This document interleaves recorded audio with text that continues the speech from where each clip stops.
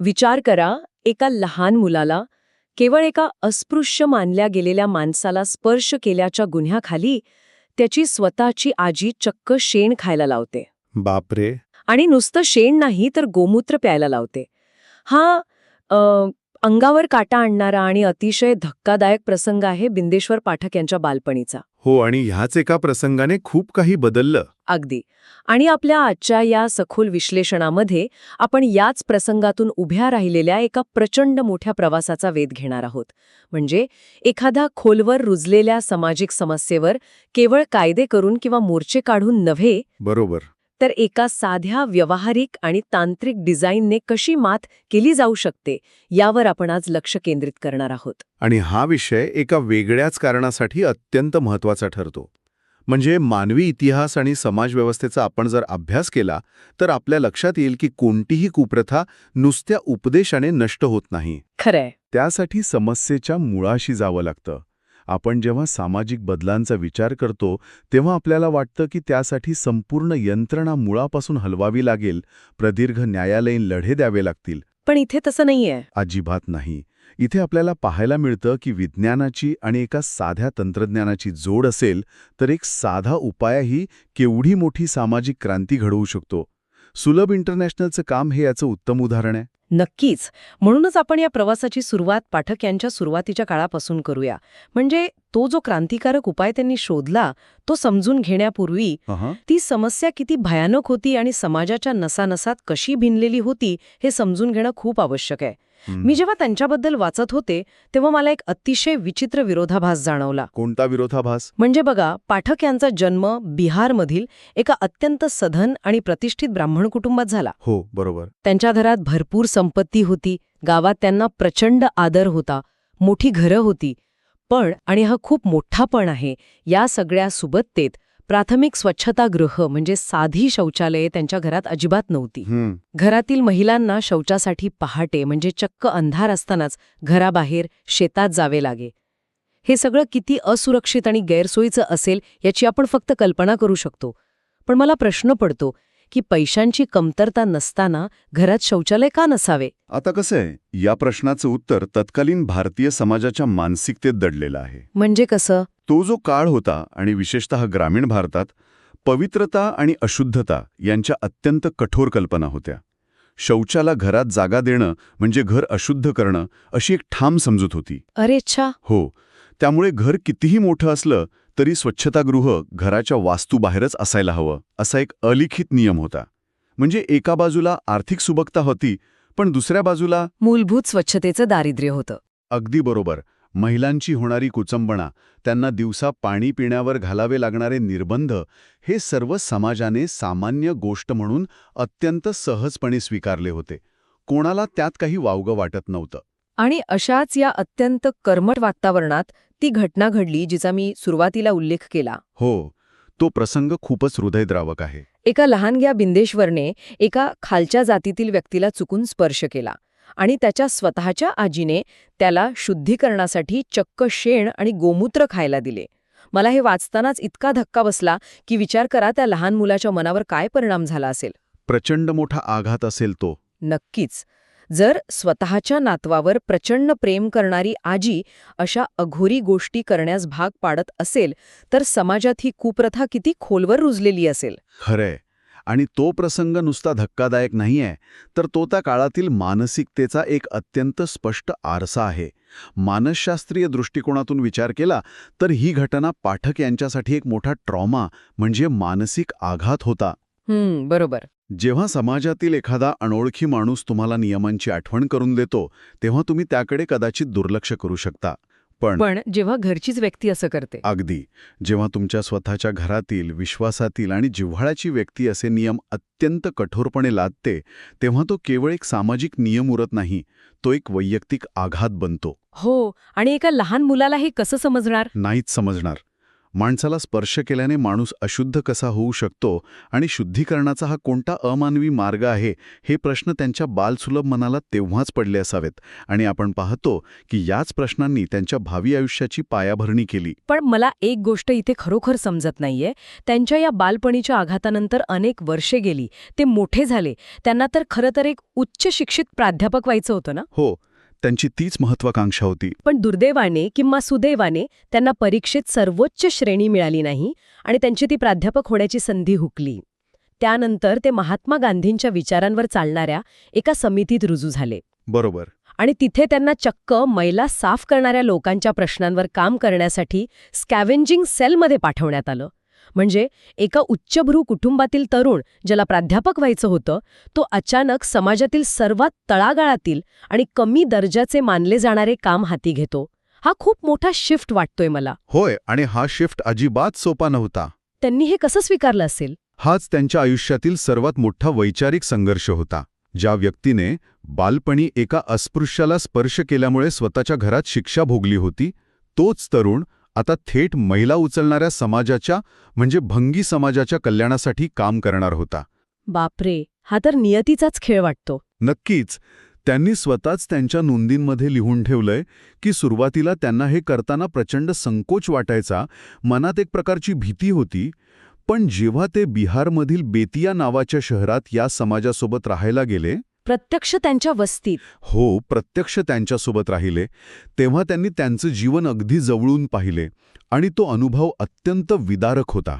मी त्याबद्दल वाचलं आहे आणि खरं सांगायचं तर ते वाचूनच खूप अस्वस्थ व्हायला होतं. हो, तिथे त्यांनी पाहिलं की उघड्यावर शौचास जाण्याची सवय तर होतीच, पण जिथे घरांमध्ये कोरडी शौचालय होती तिथे ती साफ करण्यासाठी याच विशिष्ट समाजातील लोकांना भाग पाडलं जायचं. म्हणजे ते हाताने साफ करावं लागायचं. हो, मानवी विष्ठा हाताने गोळा करून ती टोपलीत भरून डोक्यावरून वाहून नेण्याचं ते अत्यंत अमानवीय काम होतं. भयानक आहे हे. आणि विचार करा, पावसाळ्यात हीच विष्ठा डोक्यावरून उघळून त्यांच्या अंगावर यायची. त्यांचं शारीरिक आणि मानसिक आरोग्य पूर्णपणे उद्ध्वस्त झालेले होते. म्हणजे नुसता विचार करूनही मला किळस येतेय, तर जे लोक रोज हे काम करत होते त्यांची काय अवस्था असेल? अगदी.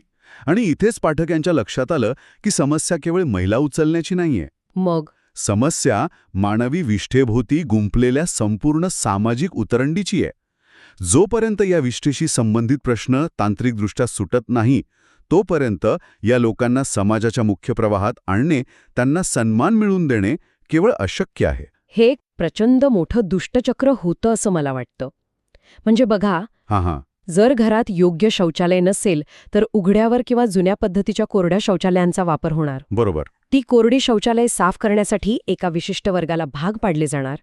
आणि ते लोक ते अस्वच्छ काम करतात म्हणूनच त्यांना अस्पृश्य मानून समाजाबाहेर ठेवले जाणार. एक समस्या दुसऱ्या समस्येला जन्म देत होती. एक्झॅक्टली. आता इथेच खरा प्रश्न निर्माण होतो की हे थांबवायचे कसे? कारण कायद्याने तर या प्रथेवर बंदी आणण्याचे प्रयत्न सुरूच होते ना? हो, स्वातंत्र्यापासूनच प्रयत्न सुरू होते. मग केवळ कायदे करून हा प्रश्न का सुटत नव्हता? कारण अर्थशास्त्र आणि प्रत्यक्ष जमिनीवरची वास्तविकता कायद्यापेक्षा खूप वेगळी असते. म्हणजे कसं? जर तुम्ही फक्त कायदा करून सांगितलं की आजपासून कोणीही महिला डोक्यावरून वाहून नेणार नाही, तर त्याचा प्रत्यक्ष जमिनीवर परिणाम काय होईल? शौचालय साफ होणार नाहीत. अगदी बरोबर. लोकांच्या घरातील कोरडी शौचालये भरून वाहू लागतील, दुर्गंधी पसरेल आणि भयंकर रोगराई निर्माण होईल. कारण त्या कोरड्या शौचालयांना साफ करण्याचा दुसरा कोणताही पर्यायच तेव्हा उपलब्ध नव्हता. अच्छा, म्हणजे यंत्रणाच नव्हती. हो, जोपर्यंत तिथे मानवी विष्ठा साचत आहे तोपर्यंत ती साफ करण्यासाठी कोणाची तरी गरज भासणारच. आणि ती साफ करण्याची जबाबदारी आर्थिक आणि सामाजिक दबावामुळे पुन्हा त्याच शोषित वर्गावर येणार. म्हणजे बघा, हे असं झालं की पावसात भिजणाऱ्या माणसाला कोरडं करण्यासाठी आपण रोज नवीन टॉवेल देण्याऐवजी थेट छत्रीच तयार करून दिली पाहिजे. क्या बात है, एकदम चपखल उदाहरण दिलं तुम्ही. म्हणजे मूळ डिझाईनच बदलून टाकलं पाहिजे. मला वाटतं पाठक यांनी नेमकं हेच केलं. त्यांनी केवळ कामगारांना आर्थिक मदत करण्याच्या किंवा कायदे करण्याच्या पारंपरिक पद्धतीवर विसंबून न राहता समस्येच्या मुळाशी जाऊन काम केलं. हो, ज्याला आपण रूट कॉज थिंकिंग म्हणतो. होय, त्यांनी शौचालयाचा मूळ डिझाईनच बदलून टाकलंय. पण मला या नवीन डिझाईनबद्दल थोडं अधिक समजून घ्यायचंय. हे जे 2 पीट म्हणजे 2 खड्डे असलेलं शौचालय, हे नेमकं कसं काम करतं? याच डिझाईनमध्ये खऱ्या अर्थाने बिंदेश्वर पाठक यांचं मोठेपण दडलेलं आहे. त्यांनी जे तंत्रज्ञान विकसित केलं त्याला तांत्रिक भाषेत टू पिट पोर फ्लश इकोलॉजिकल कंपोस्ट टॉयलेट असं म्हणतात. बापरे, नाव खूपच मोठं आहे. नाव मोठं असलं तरी हे तंत्रज्ञान अतिशय साधं पण अत्यंत प्रभावी आहे. आता कसं आहे, पाश्चात्य देशांतील जी शौचालये असतात ती साफ करण्यासाठी एका वेळी 10 ते 15 लिटर पाणी लागतं. हो, आपल्याकडे फ्लश टँक असतात तसे. बरोबर, पण पाठक यांना माहीत होतं की भारतीय खेड्यांमध्ये इतकं पाणी उपलब्धच नसतं. खरंय. त्यामुळे त्यांनी शौचालयाच्या पॅनचा उतार इतका तीव्र ठेवला, सुमारे 20 अंश, की केवळ 1.5 ते 2 लिटर पाण्यात सर्व विष्ठा वाहून जाऊ शकेल. अच्छा, म्हणजे पाण्याची बचत झाली. पण पाणी कमी वापरलं तर मग दुर्गंधी आणि माशांचा प्रादुर्भाव कसा रोखायचा? हा तर कोरड्या शौचालयांचा सर्वात मोठा प्रश्न होता ना. होय, आणि त्यासाठी त्यांनी वॉटर सीलचा वापर केला. हे वॉटर सील काय असतं? पॅनच्या खाली एक यू आकाराचा पाईप असतो, ज्यामध्ये नेहमी साधारण 20 मिलीमीटर पाणी साचलेलं राहतं. हे पाणी एका अडथळ्याचं काम करतं, ज्यामुळे खालच्या खड्ड्यातील दुर्गंधी आणि माशा वर येऊ शकत नाहीत. अरे वा, ही तर अतिशय छोटी पण हुशार तांत्रिक सुधारणा होती ना. हो, पण त्यामुळे शौचालयाचा उग्र दर्प पूर्णपणे नष्ट झाला, जो लोकांना शौचालये घरात बांधण्यापासून रोखत होता. ओके, हे समजलं. पण ती विष्ठा जाते कुठे? आणि सर्वात महत्वाचा प्रश्न, ती साफ कोण करणार? कारण शेवटी विष्ठा साफ करण्यासाठी कोणाला तरी यावंच लागेल ना. आणि तिथेच तर या टू पिट म्हणजेच 2 खड्ड्यांच्या डिझाईनची खरी जादू आहे. कसं काय? या शौचालयाच्या रचनेत विष्ठा एका वाय जंक्शनमधून 2 वेगवेगळ्या खड्ड्यांकडे वळवण्याची सोय असते. हे खड्डे विटांची जाळीदार रचना वापरून बनवलेले असतात. सुरुवातीला सर्व विष्ठा पहिल्या खड्ड्यात जाते. बरं. एका सामान्य कुटुंबाला हा पहिला खड्डा भरायला साधारण 3 ते 5 वर्ष लागतात. अच्छा. आणि तो पहिला खड्डा भरल्यावर काय करायचं? खड्डा भरला की केवळ एक झडप फिरवून विष्ठेचा प्रवाह दुसऱ्या रिकाम्या खड्ड्याकडे वळवला जातो. म्हणजे दुसऱ्या खड्ड्याचा वापर सुरू होतो. अगदी बरोबर. आणि इथेच खऱ्या अर्थाने विज्ञानाची प्रक्रिया सुरू होते. पहिला खड्डा तसाच बंद अवस्थेत राहतो. त्या जाळीदार विटांमधून विष्ठेतील सर्व पाणी जमिनीत झिरपून जातं. हां. आणि मातीतील नैसर्गिक जीवाणू त्या विष्ठेचं विघटन करू लागतात. साधारण 1.5 ते 2 वर्षात त्या खड्ड्यातील मानवी विष्ठेचं पूर्णपणे निर्जंतुकीकरण होतं. क्या बात है. आणि त्याचं रूपांतर अत्यंत उत्तम दर्जाच्या कोरड्या आणि गंधहीन खतामध्ये होतं. म्हणजे कोणत्याही व्यक्तीला ताजी मानवी विष्ठा हाताळण्याची अजिबात गरज उरत नाही. अजिबात नाही. ते खत इतकं कोरडं आणि सुरक्षित असतं की घरातील कोणीही व्यक्ती फावड्याच्या साहाय्याने ते सहज बाहेर काढू शकते आणि शेतात वापरू शकते. आणि तोपर्यंत दुसरा खड्डा भरत आलेला असतो. होय, हे एक स्वयंचलित, अत्यंत कमी खर्चाचं आणि गरिबांना सहज परवडणारं चक्र होतं. हे खरंच अफलातून आहे. म्हणजे या एका साध्या तंत्रज्ञानाने मानवी मैला उचलण्याच्या प्रथेवर थेट मुळावरच घाव घातला. नक्कीच, कारण जेव्हा साफ करण्यासाठी मैलाच उरला नाही, तेव्हा कोणाचंही शोषण करण्याचा प्रश्नच निर्माण झाला नाही. सामाजिक प्रश्न सोडवण्यासाठी असा तांत्रिक विचार होऊ शकतो हेच थक्क करणार आहे. आणि मला वाटतं यातूनच सुलभ इंटरनॅशनलचा जन्म झाला. बरोबर. पण हे सगळं कागदावर आणि तांत्रिकदृष्ट्या खूप छान वाटते. प्रत्यक्ष समाजात काय झालं? खरोखर या एका शौचालयाच्या डिझाईनमुळे शतकानुशतके उभ्या असलेल्या जातीव्यवस्थेच्या भिंती कोसळल्या का? अत्यंत व्यापक आणि क्रांतिकारी होता. सुलभ इंटरनॅशनलने केवळ घरोघरी शौचालये बांधली नाहीत, तर त्यांनी सार्वजनिक स्वच्छतेची व्याख्याच बदलून टाकली. म्हणजे सार्वजनिक शौचालय बांधली. हो, आपण जर विचार केला तर 80 आणि 90च्या दशकात भारतातील सार्वजनिक शौचालयांची अवस्था अत्यंत विदारक होती. सुलभने पे अँड यूज म्हणजेच पैसे द्या आणि वापरा हे सार्वजनिक शौचालयांचे मॉडेल देशभरात यशस्वी करून दाखवले. हो, आजही आपण अनेक रेल्वे स्थानकांवर सुलभ शौचालय बघतो. अगदी. रेल्वे स्थानके, बस स्थानके, तीर्थक्षेत्रे अशा सर्व ठिकाणी त्यांनी अत्यंत स्वच्छ आणि सुसज्ज शौचालये उभारली. यामुळे उघ्यावर शौचास जाण्याचं प्रमाण झपाट्याने कमी झाले. आणि सार्वजनिक आरोग्यात एक प्रकारची मोठी क्रांती झाली असेल. नक्कीच. कॉलेरा आणि डायरियासारख्या संसर्गजन्य आजारांना मोठा आळा बसला. पण मला इथे खूप महत्वाचा प्रश्न विचारायचा आहे. बोल. त्या कामगारांचे काय झाले? कोणत्या कामगारांचे? ज्यांचे हात पिढ्यानापिढ्या महिला उचलत होते, ज्यांना ह्या एका तंत्रज्ञानाने बेरोजगार केले असते, त्यांच्यासाठी सुलभने काही पावले उचलली का? हा अत्यंत महत्वाचा मुद्दा मांडला तुम्ही. कारण नुसतं तंत्रज्ञान आणून कामगारांना वाऱ्यावर सोडलं तर ती खऱ्या अर्थाने सामाजिक क्रांती ठरणार नाही ना. हो, आणि इथेच पाठक यांचे खरे सामाजिक कार्य दिसून येते. सुलभ चळवळ केवळ तंत्रज्ञानावर थांबली नाही. त्यांनी नई दिशा नावाचा एक विशेष उपक्रम सुरू केला. अच्छा, हा उपक्रम कशाबद्दल होता? विशेषतः राजस्थानमधील अलवर आणि टोंक सारख्या शहरांमध्ये त्यांनी हे काम केलं. त्यांनी केवळ या महिला कामगारांना या अमानवीय कामातून मुक्तच केलं नाही, तर त्यांना शिक्षण आणि रोजगाराचे नवीन सन्मानजनक मार्ग उपलब्ध करून दिले. म्हणजे त्यांना नवीन व्यावसायिक कौशल्य शिकवली गेली? अगदी बरोबर. ज्या महिलांच्या हातांवरून पिढ्यानापिढ्या मानवी विष्ठा उघळत होती, त्याच महिलांना सुलभने शिवणकाम, ब्युटी पार्लरचे काम आणि विशेष म्हणजे अन्नप्रक्रिया उद्योग शिकवला. अन्नप्रक्रिया उद्योग म्हणजे पापड, लोणची असं बाई? हो, पापड, लोणची आणि नूडल्स बनवण्याचं प्रशिक्षण दिले.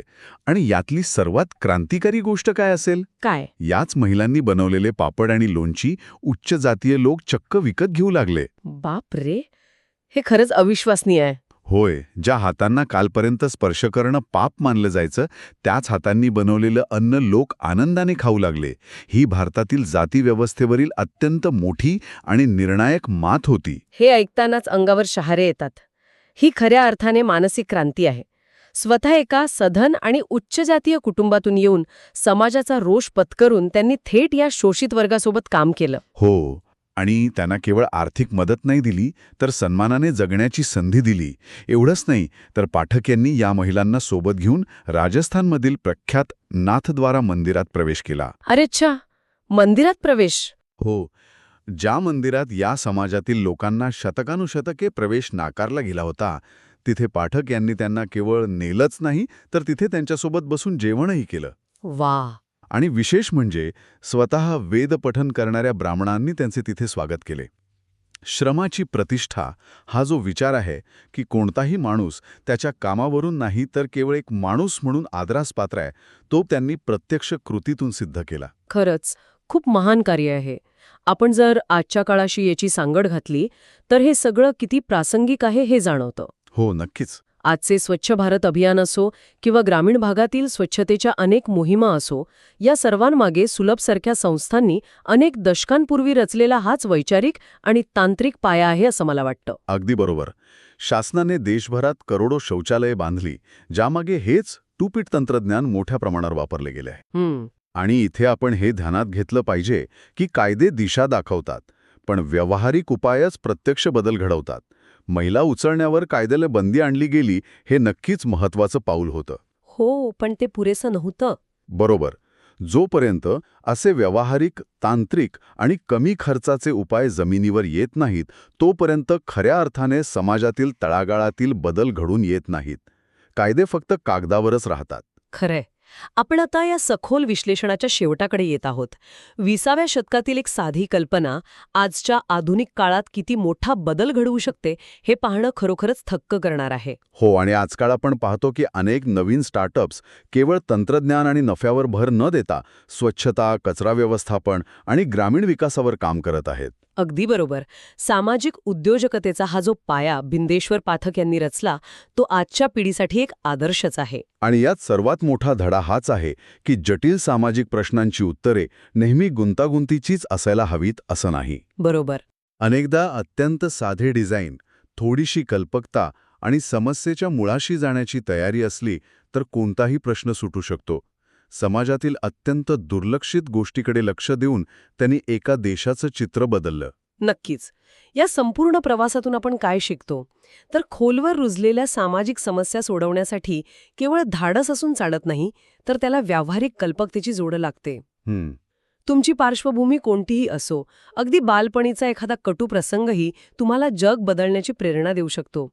एकच व्यक्ती स्वतःच्या कल्पकतेने आणि जिद्दीने सामाजिक कुप्रथांचा आणि जाती व्यवस्थेचा डोंगर हलवू शकते. अगदी 100% खरंय. जाता जाता आपण या सखोल विश्लेषणाची सांगता एका नव्या आणि विचार करायला लावणाऱ्या प्रश्नावर करूया. आपण आज बघितलं की एका साध्या शौचालयाच्या डिझाईनमधील बदलाने केवढी मोठी सामाजिक क्रांती घडवली आणि शतकानुशतके चालत आलेली अमानवीय प्रथा मोडून काढली. हो.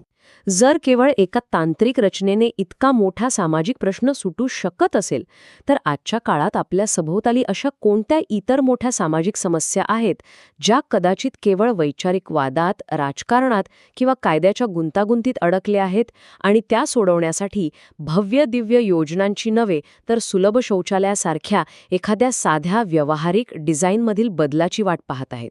या प्रश्नावर नक्की विचार करा. व्हिडिओ आवडला असेल तर लाईक करा आणि अशाच युजफुल व्हिडिओसाठी चॅनलला सबस्क्राईब करायला विसरू नका.